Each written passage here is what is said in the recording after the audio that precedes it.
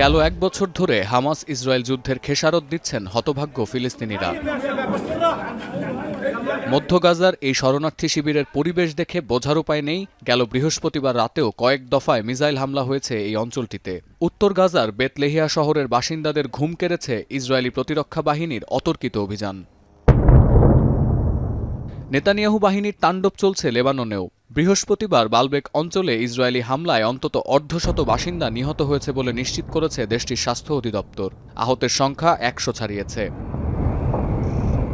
চলমান এই উত্তেজনার মধ্যে ইসরায়েলি প্রধানমন্ত্রী ও সাবেক প্রতিরক্ষামন্ত্রীর বিরুদ্ধে গণহত্যা এবং উদ্দেশ্য প্রণোদিতভাবে খাদ্য সংকট সৃষ্টি করে ফিলিস্তিনিদের দুর্ভিক্ষের দ্বারপ্রান্তে নিয়ে যাওয়ার অভিযোগে গ্রেপ্তারি পরোয়ানা জারি করেছে আন্তর্জাতিক অপরাধ আদালত বা আইসিসি। আদালতের এই রায়কে ইহুদি বিদ্বেষী মনোভাবের বহিঃপ্রকাশ বলে প্রতিক্রিয়া জানিয়েছেন ইসরায়েলের রাষ্ট্রপ্রধান Benjamin Netanyahu.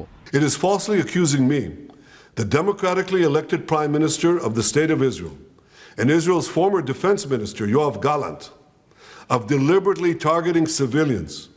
This when we do everything in our power to avoid civilian casualties.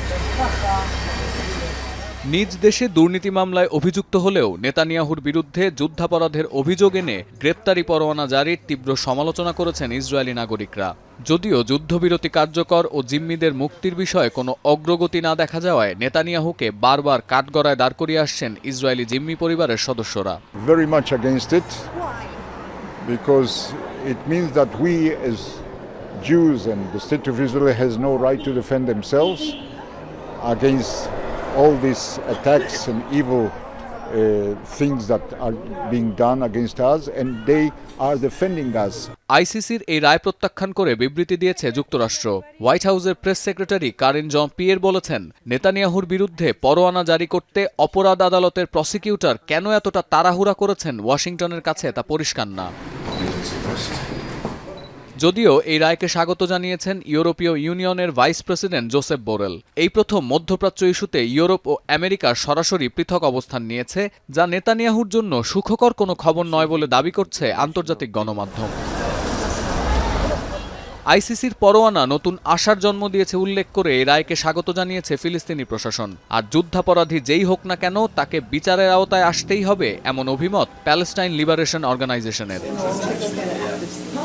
তবে আন্তর্জাতিক আদালতের রায়ের প্রতি সম্মান জানালেও নেতানিয়াহুর সাথে আলোচনায় বসতে আগ্রহ প্রকাশ করেছে জাতিসংঘ।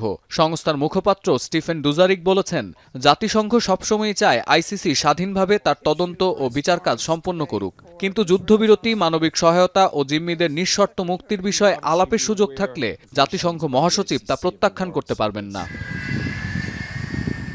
মধ্যপ্রাচ্য সংঘাতে বারবার আলোচনা এসেছে ইরানের পরমাণু শক্তি। এবার দেশটির পরমাণু সক্ষমতা নিয়ে স্পষ্ট ধারণা পেতে বৃহস্পতিবার নতুন একটি প্রস্তাব পাশ করেছে ইউএন অ্যাটমিক ওয়াচডগ। প্রস্তাবে বলা হয়েছে, পরমাণু সক্ষমতার অগ্রগতির বিষয়ে ইরান যে ধোঁয়াশা সৃষ্টি করেছে তা বাদ দিয়ে সঠিক প্রতিবেদন হাজির করে সর্বাত্মক সহযোগিতা নিশ্চিত করতে হবে।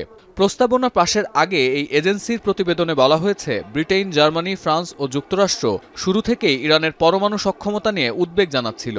বিশেষ করে এজেন্সির সাথে কোনো ধরনের আলোচনা ছাড়াই শেষ মুহূর্তে ইউরেনিয়াম মজুদ বাড়ানোর সিদ্ধান্ত নেয়ায় ইরান বিশ্বাসভঙ্গ করেছে এমন অভিযোগ তাদের। ইউএন অ্যাটমিক ওয়াচডগের নতুন এই প্রস্তাবে ভিটো দিয়েছে রাশিয়া ও চীন। ১৯ সদস্য রাষ্ট্র প্রস্তাবের পক্ষে রায় দিলেও ভোটদানে বিরত ছিল ১২টি দেশ। সতীর্থ কর্মকার, এখন বিশ্ব। মাঠের অলরাউন্ডার আমি, আর ঘরের allrounder Tilex. Tilex toilet cleaner, clean মানেই টাইলক্স।